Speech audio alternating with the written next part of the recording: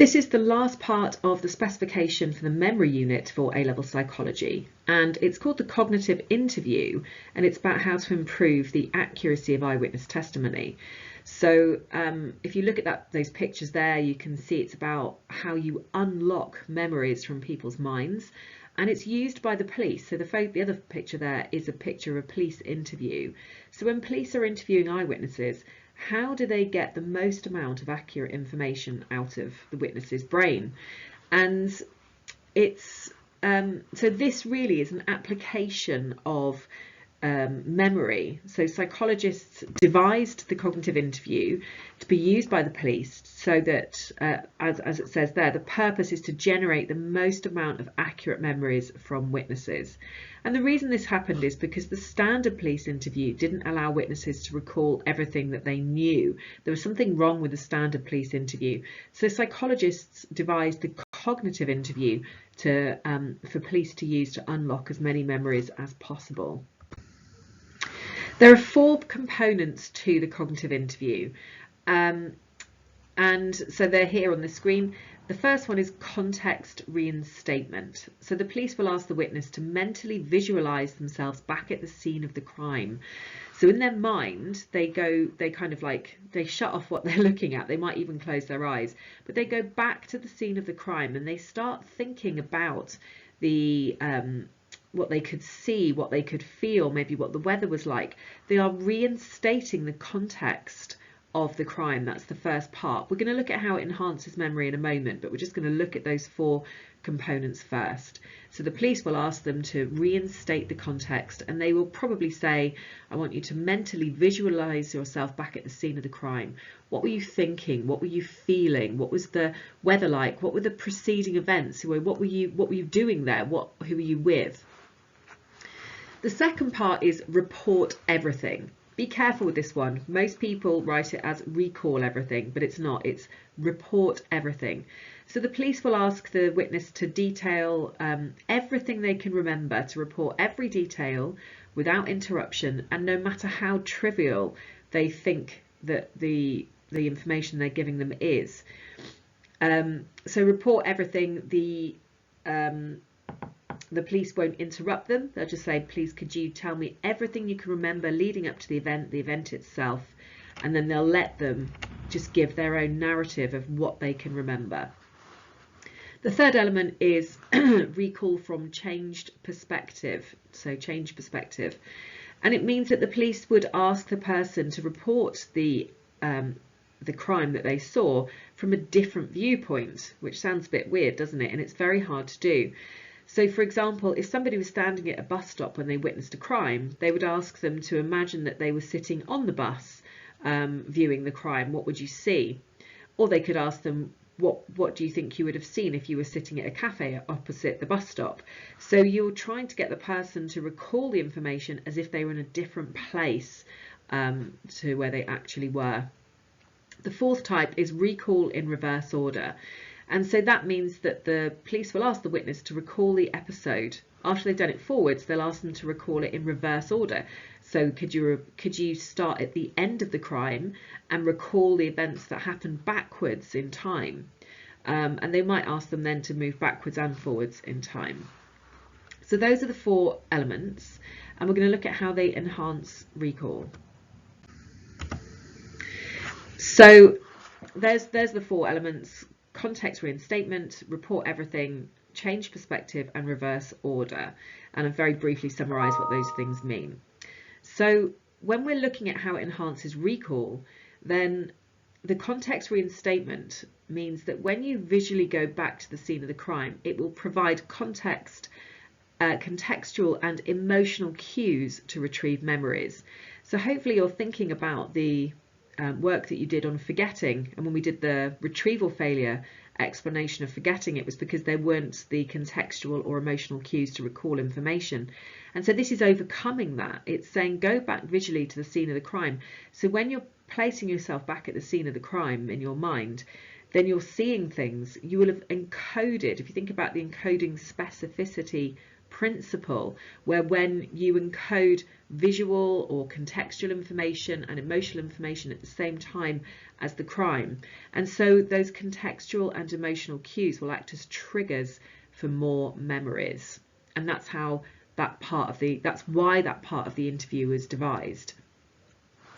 The second part is for report everything. How does this enhance memory? So memories are interconnected. One memory will lead on to another and onto another and onto another. In the standard police interview, witnesses were often interrupted. So when they were recalling one thing, it would have prompted a memory for the next thing. But if they were then interrupted, it would stop the memory. If you're allowed to report everything, and no matter how trivial the thing seems, that one memory will trigger another memory, another memory, another memory. And we call this the domino effect. And that's why that will enhance recall. Recall from changed perspective. So this is a very difficult thing to do. So it forces people, and enhances memory, because the first thing is it forces people to concentrate really hard, and so therefore they might recall more information. But also it prevents schemas from interfering with the memories that they actually saw. So think back to your work about schemas. When we were doing proactive interference, we talked about how schemas can block or distort memories. So if you're being interviewed by the police, and supposing you saw someone get like run over, like supposing a car sped up to somebody, knocked them over, and then raced away like with a wheel spin, and it was like really, really fast. In our minds, because of schemas where we have these pockets of knowledge of information about the world, we've already got a picture in our mind of who is driving the car, and that picture could be wrong. Now, the stereotypical picture is that it's a young male, and apologies to all the young men out there. This is the stereotype of the boy racer. Now, that might be incorrect. It might have been an old woman. It might have been a middle-aged non-binary person. We don't know who was driving the car. But our schema fills in the details for what we think we should have seen. We're not actually seeing the proper picture. So recall from changed perspective is so difficult to do that it blocks schemas from interfering with real memories. And it means that you're much more likely to give accurate information because you're concentrating really hard, and it's blocking the schemas from giving you the false information. And you'll be pleased to hear that recall in reverse order it was devised for exactly the same reason as changed perspective. So again, it's very difficult, so it prevents schemas from interfering with real memories. With the memories results improved accuracy. Right, okay. So those are how the elements of the cognitive interview enhance recall. So you'll need to remember all 4 elements, and you can either, I remember it through the mnemonic CREC Pro, and I've put it there. So context reinstatement, report everything, changed perspective, reverse order, or you could think of a mnemonic. Here's one we made earlier, or we made in class a different time. Crazy Russian reptiles eat cold putrid rats only. But I find that quite hard to remember. I find CREC Pro much easier. It's totally up to you, but you are going to have to remember them. Remember that second one, report everything, is the one that people get incorrect. They think it's recall, but it isn't. It's report everything. So yeah, you're going to have to find a way to practice. Now, if you're my students, I will give you a handout where you can put the 4 elements in, what they mean and how they enhance recall. If you're not one of my students, then there'll be a link in the description where you can get the handouts. There is a key study, and it's really simple. It's the study was by Geiselman. Now, we don't need to remember his name, but it's there. So in 1985, they got participants to view a film of a violent crime, and then 48 hours later, they were interviewed by a police officer using one of the following 3 interviews. So either the standard interview used by the Los Angeles police, or a hypnosis interview, or the cognitive interview. And here are the results. The number of facts accurately recalled were recorded. So for the cognitive interview, it was the most amount at 41.2. followed by the hypnosis at 38.0, and then the standard interview at 29.4. And there was no significant difference in the number of errors in each condition.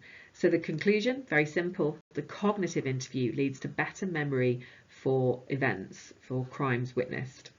If you'd like to practice your research methods, then put that information into an appropriate graph. Pause the video now, and then I'll show you what the graph should look like. So you should have chosen a bar chart.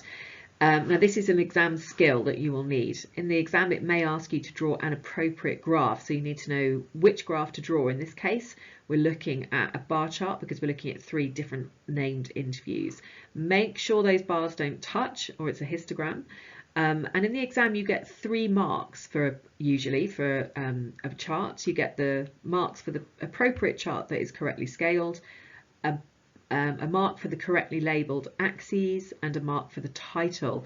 And most students nationally will forget to write the title and kick themselves afterwards because it's very simple.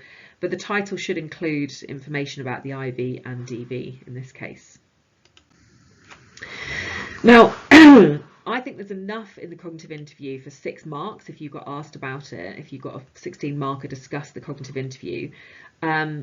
But there is a little bit of further information, and I think you could probably use this as AO1, which is description, or AO3, which is the evaluation, and it's the enhanced cognitive interview.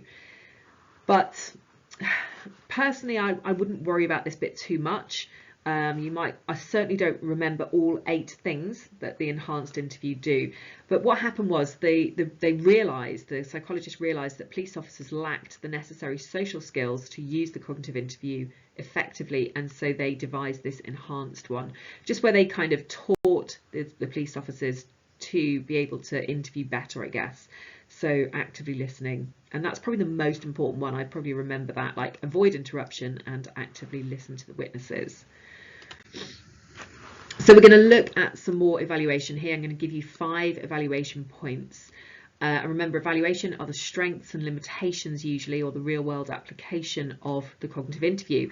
So remember, the cognitive interview is the theory. It's this, an application of psychological research. So we've outlined what it is and how it enhances memory. And now what we're going to say is, well, does it work? Is it effective? What's good about it? Have we got evidence? Have we got evidence against it? The picture you can see on the screen is Elizabeth Loftus, who you should know her name. She's huge in memory research, and I'll put a link to her TED talk, which is brilliant. But that picture of her there is on her TED talk, and the guy in the photo behind her unfortunately took his own life after he was wrongly convicted of a rape that he didn't commit. He did get out, but his whole life was ruined. And he ended up taking his own life. It was tragic. And Elizabeth Loftus realised that eyewitnesses, that memory is very fragile. So that's why I've put her there, because of her, we're talking about the strengths of cognitive interview means that things like this shouldn't happen. If the police can interview people correctly and arrest the correct people, then that's much better for society. So a meta-analysis, which is a study of studies, a meta-analysis of 53 studies found an increase of 34% of correct information compared to the standard police interview. Now that's fantastic. You've got 53 studies all saying the same thing, and that it will enhance recall, we get more accurate information. So this gives police a greater chance of successful investigations, which will benefit society. And so there won't be miscarriages of justice, such as the man in the picture. There's been research into the effectiveness, and it's about quantity versus quality. So Konken et al., again, don't need to know that name, but Konken found that while it generated more detailed, correct information, so an increase of 81%, it also increased the amount of incorrect information at 61%. So the first one is saying, yeah, the cognitive interview is great and it increases accuracy. The second evaluation is saying, actually, however, although it is good, so it's a strength and a limitation, although it's good, it enhances, they found it in enhanced recall by 81%. Unfortunately, it also generated 61% of incorrect information. And so this finding limits the effectiveness of the cognitive interview because it indicates that police might waste time investigating false information. So that is a huge limitation. If the police are wasting their precious time following leads that don't exist, then it's bad for the economy, it's bad for society, and it's a waste of their time. So the way I remember this evaluation, because it's Konkan, I imagine someone playing conkers, like two people playing conkers. One is huge, and I visualize 81% on it, and the other is smaller, not much smaller, and I visualize 61% on it, and they're smashing each other. And the smashing indicates to me there's a problem here. There's a problem with this cognitive interview, and it's got the bigger one is the 81% correct, and the smaller one is 61% incorrect. There's a problem with the cognitive interview in real life that was investigated by Kebbel and Wagstaff. Don't need to know their names, but I'll put them there. So the cognitive interview is time consuming compared to the standard interview and requires specialist training. And researchers have found that some police forces have been unable to devote the necessary time and funding, so have not found it to be overly useful because it's unlikely they're actually doing the proper version. So this is really about, they haven't got the time and the resources to really train people properly and to do it properly. So although in theory it's fantastic, in reality the police aren't using it, or perhaps aren't using it correctly. This evaluation is a bit of a strength and a limitation as well. It's a limitation because it's saying that not all components of the cognitive interview are necessary to enhance recall. Now I've got a picture there of a windmill and a bull, and this is because this was by Milne & Bull. So imagine that bull charging at the windmill, and when it hits the windmill like shudders, and two elements of the cognitive interview fly out the back of it. So the change, perspective and reverse order are not necessarily needed. This is what Milne & Bull found, that you don't actually need change, perspective and reverse order. The first two components of reinstate the context and report everything are useful enough, they're good enough to enhance recall, and that you're just kind of wasting your time really if you're doing the other two parts. So it's a strength because it's saying yes, reinstate the context and report everything are really, really important and really good, but it's also a limitation. It's saying you don't need all of those components to improve accuracy. Kebbel and Wagstaff again came back and did a survey of real police. So this mirrored a survey of real police in the UK. So the Milne & Bull one, saying that context reinstatement and report everything were useful, Kebbel and Wagstaff found that that was true of the UK police. So their initial survey, which we looked at before, was saying it's probably not very good, it's not being used, we haven't got time and it's not being used properly. But later, in 1999, they found that police were using context reinstatement and report everything, and that those were good, that those were working, and they didn't need the other elements. Last evaluation, there are individual differences in the effectiveness of the cognitive interview. So this lady here is an older woman, and to represent that older people often lack confidence in their memories, which we looked at before when we were talking about accuracy of, or like factors affecting the accuracy of eyewitness testimony back in an earlier part of the unit. Older people can't remember the source of the information, so they doubt themselves and they're more open to like leading questions. So because older people often lack confidence, they are really helped by the cognitive interview because it says report everything no matter how trivial, and that means that they've got the space and the time just to actually say everything that they want to say and not doubt themselves, and it triggers the domino effect. One memory triggers another. So research found that older people had significantly enhanced recall compared to the standard interview, and more so than younger participants. Now this is it's a bit weird because it's kind of a limitation of the theory. The theory says the cognitive interview should help everybody, but what we're saying is actually there are individual differences in its effectiveness, and it's much more effective for older people. There is a final evaluation. If you wanted to go for research methods, then you could talk about the fact that the key study used videos of a violent crime in a laboratory setting. Now, that picture there was from 1985. It's hardly virtual reality that we have today. That picture there is probably the typical TV that would have been used back in the 80s. So watching a video of a violent crime on a TV like that in a laboratory is completely different to witnessing a crime in real life, where there'd probably be heightened emotions and anxiety. And so we're just kind of criticising the external validity. To what extent can you apply the results of the Geiselman study, the cognitive interview key study, to the real world? Because there'd be very different levels of human emotion in watching a real crime compared to a video of a violent crime. Okay, so that is the cognitive interview fully outlined and evaluated. And for your homework, there's some questions on the next slides, but they're on a handout called M18A, which I will send to my students. And if you're not my student, download it in the below, in the section below. So the questions you should really be able to answer from this video. You can use your textbooks as well. The cognitive interview is on page 61, I think, in the memory unit if you've got the CAT textbook. If you've got the green hair one, you'll just have to look it up. I'm not sure off the top of my head. So you can use the information in the textbook, use the information from this video, your PowerPoint, your notes, everything like that, to answer the questions. So you should be able to answer the questions without watching another video. But if you want to watch a very spooky video on the cognitive interview about an experiment that was done on a haunted house, then you can scan that QR code. Now that is Stretch and Challenge. The video that it takes you to explains all of the cognitive interview again. So it would be great for you to just revise your knowledge of it, or you could use it for revision later on near the exams. You don't have to watch the other video. I'm sure you can answer the questions without watching it. But if you are interested in doing well and applying your knowledge and hearing a spooky story, then watch the other video as well.